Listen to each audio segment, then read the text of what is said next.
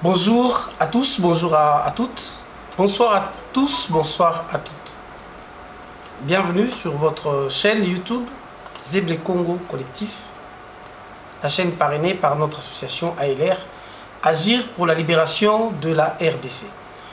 Bandego, na évité ceux qui bozo tala penza bien, bozo landa bien, makambo ele kamikolo nyoso na mboka na biso. C'est comme si Congolais et ça un document boy a koti biso to kin document boy koti biso oh souci à mboka et ça moké par rapport à souci à batu. Bah événements ils ont marqué actualité à Congo. Ils ont mamba jeep ba sombela ki batu. Ils ont mamba procès à matata ponyo.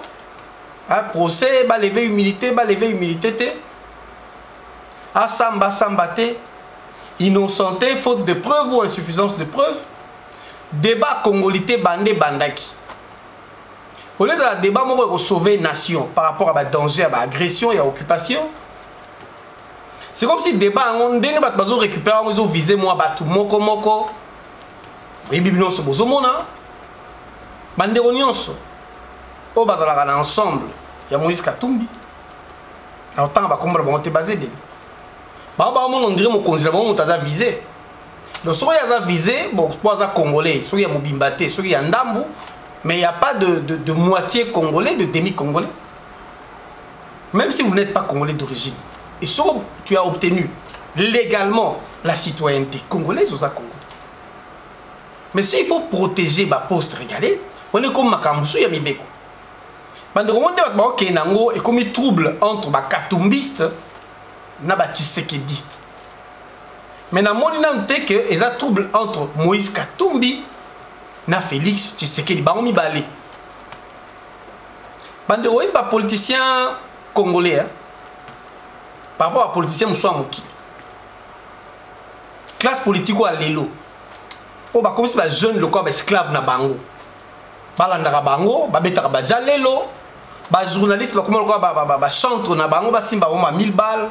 Moi 2000 balles, le clone d'or fout là, moi pour l'intérêt de Bino et pas pour l'intérêt de la RDC. Un autre danger comme in Mboka wana. Et ça va bon bande ko na Bino. Bazo violer bana na basi na Bino pe ya biso ba maman na biso non. Wana ma solo te ko misa na balabala. Na ma solo to mona bateau to mona babilongo te ba bato mboka. Mais il y a un problème. Na oba qui la fois passé na émission. Bande ko soki ba voisin nyonso ya Afrique ba comment monde la biso. Burundi à côté à bomi. Basi ba enlever ba violer. Rwanda à côté à salon ndenge no swalingi Uganda. Angola oya kangine tika yemba bazui même basi mususu na ba jo. Ba tse ba mapeka ba kena ba na Angola. So bazonga, so ba boma ba. Comme Centrafrique tout un pays désordonné. Ba na ba guerre na ba anti baraka ba so ba nani, les musulmans contre les chrétiens. Même les Centrafricains viennent tuer au Congo. Bah tout le monde a élection mais quoi les gars qui a na bangombe ba zebu ba bima na bandundu avant ba élection ba bima na irumu oh les mbororo ba ko bima na djougou après quelques temps. Mais comment dans un pays sérieux au 1500 personnes mo ba na bangombe beaucoup vérifier 5 nationalités ba quatre mo frontière calmement ils vont confisquer des plantations à ba congolais et comme ba mo bimsa machette ba mo kata batu ba secteur ba ba no vendre batu na ba mbororo na irumu na Mahagi, na Djougou, na Nord ya Beni, côté on a nion sondé le tozoli la ba ADF na lou, bazo kata ba machette, ba ADF na lou, baza ba musulmans, alors que bato ba qui, vous les avez vus. Vous les avez vus, c'était aussi des musulmans. Mais nous avons toujours récusé cette thèse au côté sabatouana ba ADF na lou, qu'on lié ba on a islam. Parce que na origine ya secte na bango, ba longwa ba musulmans, ba longwa. Ils ont voulu une autre interprétation du Coran. L'islam. Donc, teso islamisme n'a pas de pambala. Mais ce qui promet à Bisso, c'est que ces gens-là tuent chez nous. Et nous avons besoin de la sécurité. Nous avons besoin de sécuriser nos frères et sœurs. Mais débat, on est intéressé par Congolais. Les balobina Congolais, Bangbalo la Moïse Katumbi. Il y a cause à candidat des conséquences. Tout le monde va dire que Tomboki et comme Bitumba, Bapandi Banda kwa batu. Et comme arrestation arbitraire. Tabande ouais mon pe mamba congolais tango so ezaka citoyenneté ton nationalité tout à fait bien. Sauf la loi on fait la appliquer. Et quoi peut-être comme bien que Moutao comme un Congolais, en fait, président, un Congolais de père et de mère. Mais Fachi père, moi, tu sais que le père mère n'est pas appelé congolaise, père Mbappé n'a peut-être, tout à la paix bien. Comment marque ça à côté moi angolaise. Donc soit à 50 angolaises, 50 congolaises, ça fait moi problème. Pour que déjà congolais, na congolaise il y a 50 à ça. Unicité de la nationalité congolaise, nous sommes congolais à 100%. Sur la nationalité, moi, je suis soubouessé aux congolais, je suis battu. Comme moi problème.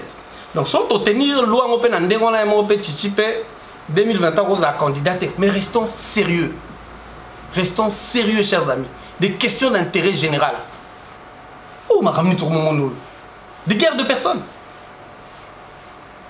Mais moi, l'équipe a pas mon un jour, on a que ça sonne. Mamba congolais, Mamba Jeep, Mamba Tatampon. Mais est-ce que vous êtes rendu compte de ce qui se passe à l'Est?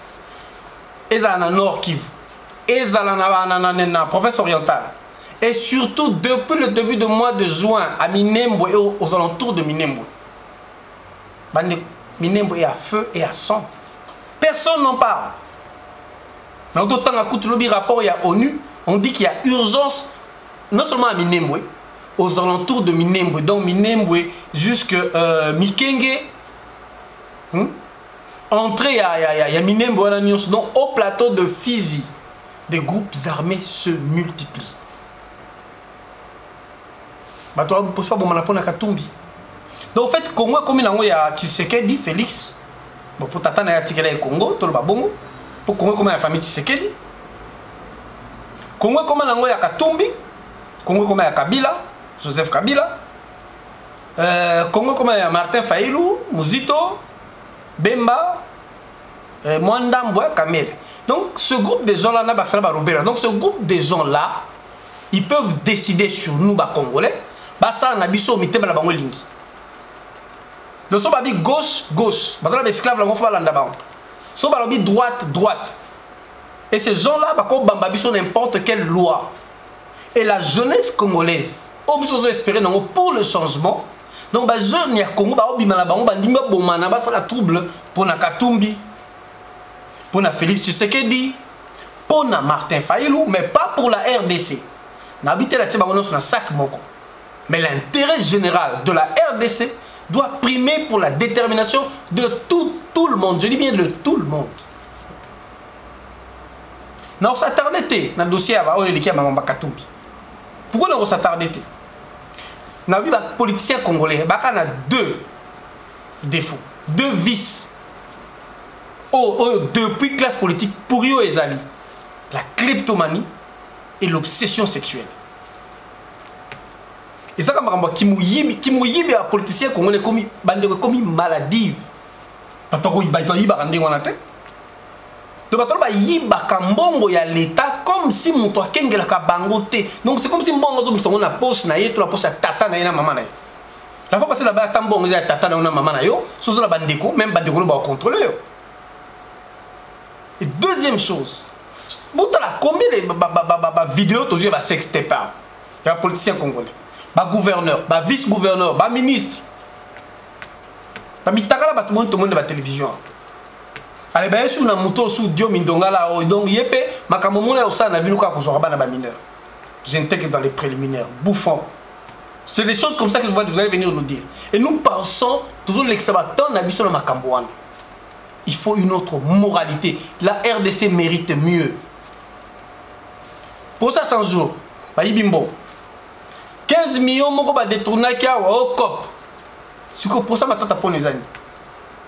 Mais comment voulez-vous? Jamais mutoka matata poni.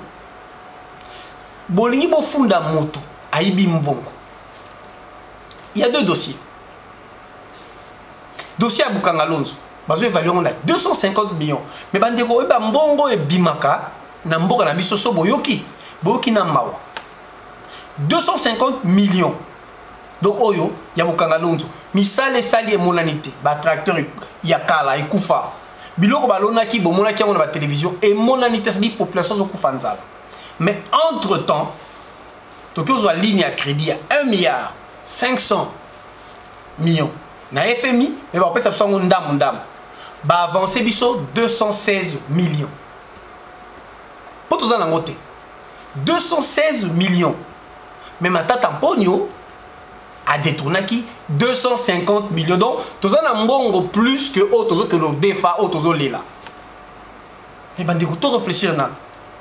Dossier au Barbie que à Fouta qui bat une indemnité, il y a 300 personnes, bah industriels, bah hommes d'affaires belges, au Mobutu à Botolaka Bango, biloko on a période de aérianisation. 300 personnes. Bandeko, tout ça quand même pas intellectuel. Yango, tu sais que on a battu na yé, ba juriste na yé, ba avocat, ba kenda quand même classe. Mais ceux qui vous constitué dossier pour Namutu, amenez des preuves. Prenez votre temps. Et ça dossier à aérianisation. Beaucoup tanan na dossier à aérianisation, botala ezala ki ndengenin. Et puis deuxième chose. Dossier wana ezonga na mesa quand pour que Matata Ponyo azwa initiative ya kofuta batona mbongo na bango. Mobutu azaki na contentieux na ba Belge toyebi. Ndenge kendaka toyebi. Dossier à aérianisation et kota ba Belge ata mukete na mutema. Ezalaki kita na Mobutu. Tokolo bakut lelo ezapena o bengaka épée de Damoclès. Oyo pende lata Mobutu na mutu na ba Belge balimbisa ete. Mais de l'autre côté, tant que vous avez problème, il y a une indemnisation. Qu'est-ce que Mobutu a fait? Mobutu a zongi saki na table, ba dossier P, ils ont lié à crime économique, crime contre l'humanité. Oh, il y a là ça belge. Mais les Belges aussi devaient nous indemniser. C'est que entre Bissona Bango, le coup la compromis, ils n'ont jamais trouvé ba dossier en Evandabo. Mobutu a accueilli Laurent Désiré Kabila. Ces dossiers n'ont jamais été traités. Moussa Koufi. Kanambe a un pouvoir. Au début, ça n'a jamais été traité. Donc, sur les zones qui na table, au début, il y a la première élection à l'époque de Kabila. Donc, on suppose que ça gouvernement entre 2006 et 2008. Tango Kabila, il y a en Belgique. Il y a un dossier, il y a une indemnisation, il y a une victime de la réalisation. On suppose que sur les zones la période qui zengate pour la vie, il y a une prémisse à la Mokolo. Donc, il y a une période à Mozito. Sur les années période à Mozito, Matata Ponyo azalaki encore ministre des Finances. Parce que vous allez exécuter la période de Matata Ponyo. Et d'après quelques éléments recueillis, on a essayé de s'informer. Dossier Matata Ponyo. Dossier d'indemnisation. Bino bozo porté plainte pour lui 300 personnes. Donc entre 110 et 150 millions. Bino bozo Fundaï. Abimsa y combien? Ou c'est 110 ou c'est 150 millions. Déjà, il y a accusation, il faut être très clair, il faut que vous soyez précis. Bon, les 300, mais 75, 75, témoigner que qui et comme nous savons, d'après quelques éléments recueillis, à la Belgique, nous avons un scandale politico-administratif et juridique. Il y a eu de l'argent qui était décaissé. Joana Zwakilar, et comme tu as dit fonctionnement au-delà, il y a Mbongo, il fallait Bima, quand on a un projet à 100 jours. Nous avons des preuves ici que au lieu de 488 millions, 2 milliards 500 millions. La cité de nos sources, la Libre Belgique. Nous sommes tombés sur un dossier qui est confidentiel, que montant Matata Ponyo Bimisa va au-delà de 400 millions au lieu de 150 millions. On suppose que il y a eu des rétrocommissions, des pots de vin. S'il y a eu détournement et que le dossier est bandé pour de Matata Ponyo, il fallait remonter peut-être à l'époque de Mozito, qui était Premier ministre. Matata Ponyo était ministre de Finances. Mais tu vois que dans de tels projets qui engagent le gouvernement, ce qui ministre de la Finance a décidé que va décaisser Mbongo, même pour Mbongo dans la banque centrale, tu vois toujours, il faut une signature ou une autorisation du chef de l'État. Donc, chez les Amoulaï, et ce que Mbongo est industriel belge, c'est que il y a eu un problème de rétrocommission. Mais le dossier à kilo de wana et qu'on les caté na bo pétenioso na kati ya vote à main levée pour insuffisance de preuves. Ça fait combien de temps on parle de cette histoire de Matata Ponyo? Et pendant tout ce temps, le bateau bazo la lutter contre la corruption, vous n'avez pas su constituer un dossier consistant. tout à 100 millions, 200 millions, 300 millions. Allez, beaucoup nous défendons 216 millions. Ligne à crédit, vous avez 216 millions. Mais de quoi on a bon,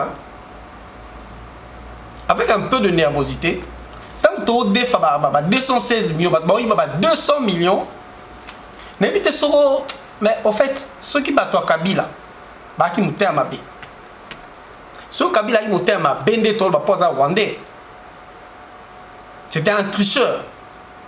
Si c'était un régime de criminels de Félix et moi et que Félix Nabatuna ils sont venus collaborer avec les criminels, les tricheurs, et que Bango ça pire que Bango, c'est que Moni Bati c'est que l'histoire a eu pouvoir, ou nommé le pouvoir. Boza penza mi tema ma bé. Na vrai boule balamay. Boa pena batu ma bé. Sans blague. Pendant ce temps, Bambongo ezo bib. Ba Jeep ezo somba ba 27 millions. Ba boyiba mutu moko ko yiba 200 millions. Avant la bête dans les solos ya o ezo leka siko na minembo. Na Sud Kivu. Je vais vous parler de Maniema. Na rapport ya ONU, na OMS. Depuis début ya année oyo, épidémie à rougeole. Rougeole, je crois, qui tout bien en Lingala, je crois. Épidémie à rougeole, et ça la Maniema. Secteur de Maniema. 3194 cas, surtout Bana, Bazo contaminé. 800 Bakoufi depuis le début de l'année. Donc 67 contaminés depuis le mois de juin. 800. 67 Bakoufi dans le mois de juin. Bandero boyebi que Bakoufa poignine. Pour qui s'est zaté, vaccin zaté, qui s'est zaté? Qui si? Il y a rougeole. Et zaté. OMS, n'a pas Médecins Sans Frontières, bazo sala ba lancer campagne musu pour baluke la biso qui si. Donc, il y a opé sa biso qui si. Pour qui s'est zaté poani ni pombongo zaté. Direction provinciale, il y a santé, il y a Maniema, combien de gouvernement central, qui si pour na ban. Bande côté na site ya OMS. Bobi vaccin moko. Pour na ban, bazo kufa na rougeole. Vaccin moko eza 12 € 75 centimes. 12 €. Félix Tshisekedi gagne 2 millions de dollars ou plus par mois. Ses ministres gagnent combien? Ses conseillers gagnent combien? Donc, si on divise le salaire à Félix par 2, 1 million, ils sont par combien de vaccins? Et ça peut sauver combien de vies de nos enfants au Baokoufa, na rougeole, na Maniema. Et ça ne préoccupe personne. Ni le gouvernement provincial de Maniema, ni le gouvernement central, ni les députés provinciaux à Maniema, ni les députés au Vandi Kuna na palais du peuple kocha makelele, Daniel Safou, na mona kocha Choko, Christelle Vuanga bozala kocha makelele là. Et bazé belé na tanga ba komona bango. Ba o musuba Élysée. Donc bano ba okufana ça ne vous dit rien. Donc si on veut avoir déjà 1000 vaccins, et tout comme on a à peine 300 000 €, 1000 vaccins. Donc avec plus ou moins 3 millions d'euros, on peut sauver près de 100 000 enfants congolais. Nabi 3 millions d'euros. Balabazo mangwele, bazo kufa. Mais on a préféré dépenser 27 millions pour somber la batou mituka. 27 millions. Les deux sont mituka on rote kangote ata na deuxième main, ata moitié prix. Mbongo boso mangwele pour na bana bazo kufa. Médecins Sans Frontières et l'OMS, ça la campagne pour appuyer ce don. Ça ne préoccupe personne. La situation à Minembwe, ils ont ça sous débat parlementaire. Ils ont Katumbi, Baloroli na Congolité, Matata Pone, Armona, il faut Samba, toi au Samba, te, à Yibaki, toi, Yibaki, te, lever d'immunité, toi, lever d'immunité, te. Bande qu'on a baki la édition passée, 6 fois que Samba, au Samba, belé, pour liste, à détournement, ils belé. On a évité cela, on a bien clairement. Vous avez pas pour Azagi, Premier ministre. You Mazan a dossier à 2 milliards. T'attends 2 milliards, Moutoumoko. Soupçonné de détourner 2 milliards. Le dossier, on a bien un contrat chinois sur l'affaire Cobalt. 2 personnes, on a dit 2 personnes. Bokota, on a cité un contrat chinois sur le Cobalt avec les batteries rechargeables. La société chinoise. 6 milliards. Et dans cette affaire de 6 milliards, on ne parle que de 2 personnes. Joseph Kabila et de M. Dan Gentler. Et quand il est question des personnes, l'équipe va défendre. À l'Est, à Minembwe. Depuis le début du mois de juin, affrontement partout à l'intérieur de Minembwe et autour de Minembwe. Tout le monde a une introduction. Le groupe armé Moussou Ezoé Banesike Outité na plateau de Fizi, na sud-ouest Nyos. Il y a au plateau de Fizi. Ils s'affronter entre Bango, ils vont attaquer même la FARDC. Et Maïma yo bazali autochtone. Un autre groupe de Rwandais est venu soutenir déjà agresseurs, rebelles. Bangumino, oya Ruberwa, na Batouagueiro. Groupe Moussou. Combien de bataillons, on ne sait pas. Mais au début du mois de juin, bateau et agresseur, on évacue 7 soldats congolais. Il y a FARDC. Vidéo, photo, je suis FARDC. Donc, les rebelles ont levé les soldats na biso. Population qui marche qui tire dans le quartier général de la FARDC. Une semaine après, les mêmes bateaux des inconnus, les soldats moko. Mais pendant qu'il y a cette tension-là, tout le mois de juin, le général Yav, on va dire ceux qui 13e région militaire, ceux qui 3e, il y avait déjà poste FARDC, il y a le rapport, il y a OCHA, Office, bureau à ONU, Office de coordination des activités humanitaires, et ça, le rapport alarmant que ça chauffe au sud Kivu. Population coûte qui m'a mis vers Bukavu. Moussouba comme ils ont côte à Manima. Mais la grande question, malgré tout cela, il n'y a pas état d'urgence au sud Kivu. Tout le monde qui a une émission à Kerwin, mais ils ont une émission tout ça qui est dans Maman Tatiana. Pourquoi il n'y a pas état de siège dans le sud Kivu? Et le général Yav qui vient, et c'est que la tension est allée dans Katia Minembwe, dans l'entrée à Minembwe, a diminué les sous-effectifs, il va faire des au lieu à Bakissa.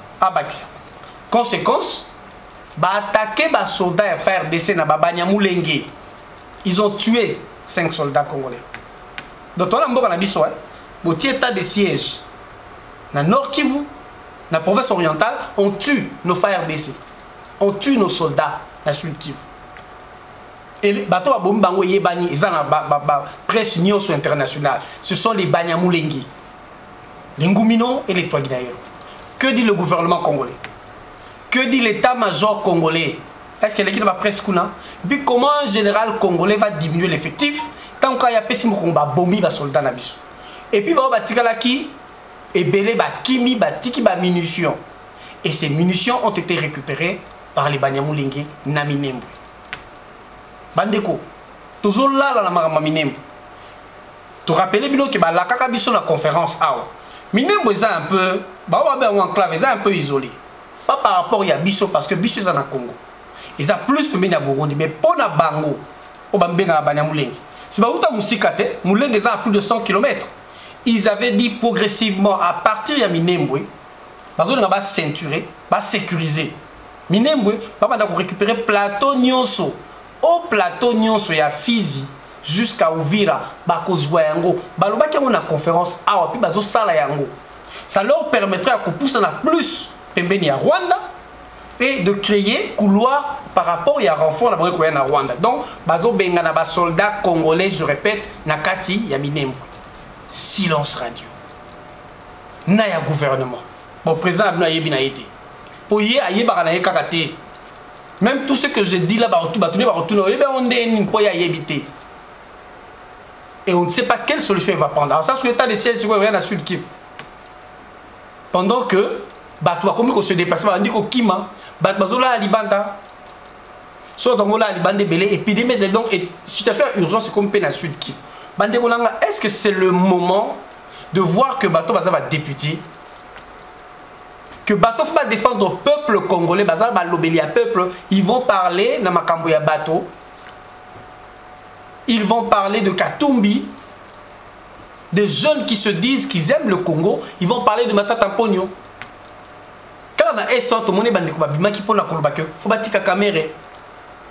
Si le président a dit que Kabila a dit malamu, mais que dit votre chef d'État dans la situation à Minembwe? On a besoin de semaine Oyo. Chers amis, ça va très mal à Minembwe. Et aux alentours. Bande juste tout bien dans ma toile, tout le Congo. Les lobes ont la guerre bazalango. Bakangi Jakindala, Bakangi objectif 2023. Mais notre sécurité n'intéresse personne. Et entre-temps, tableau pour 2023, na Minembwe, autour de Minembwe, Babadiamou le repasse pour 2023, mais na ndenge na bango. Si que ce qui situation d'urgence et se maintenir na Sud Kivu, soit tout état de guerre, soit tout état de siège. Donc ça veut dire que situation sécuritaire est tellement grave qu'il faut oublier les élections. Mais est-ce que les Congolais, si on fait tout ça, la dessin, tout la Martin Fayulu à l'Oba, tout la Mouzito à l'Oba, pour tout le monde que ça va mal. Si on veut soutenir Fati, et ça a avec un danger dans ma Cameroun, c'est que nous va encore perdre le temps. On dit chaque groupe, il y a politicien, un parti politique. Par contre, chers compatriotes, ne soyons plus distraits. Je crois que une fois ça suffit. Je défends le Congo, je ne défends aucun politicien. S'il faut cherchons le moyen de les chasser tous. Minembwe nous appartient.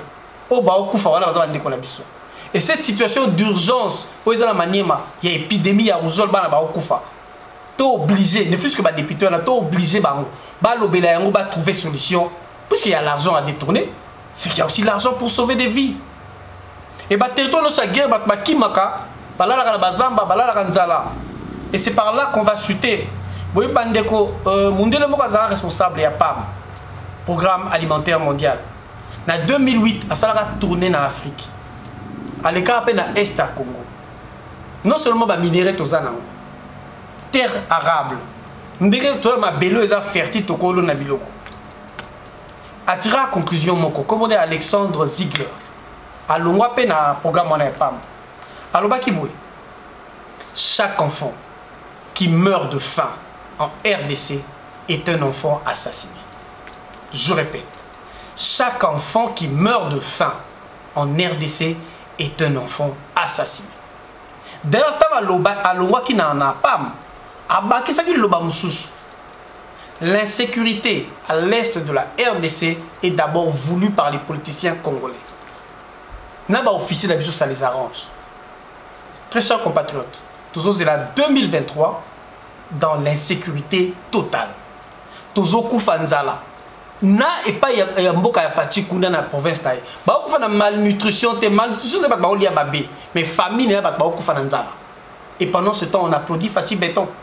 Tous ont conscience bisognon ce que le pays nous appartient et puis tout meka comme ça avec fort. Tout changer système par un combat général et d'abord tout longo la bassesse na tribalisme. Nous devons être avancé pour tout le monde makambo polele. To lembi badjalelo pas sileki. Par sécurité on peut y mettre un terme. Tout ce qu'on a pour la Lilo Bandeko, on se retrouve la prochaine fois.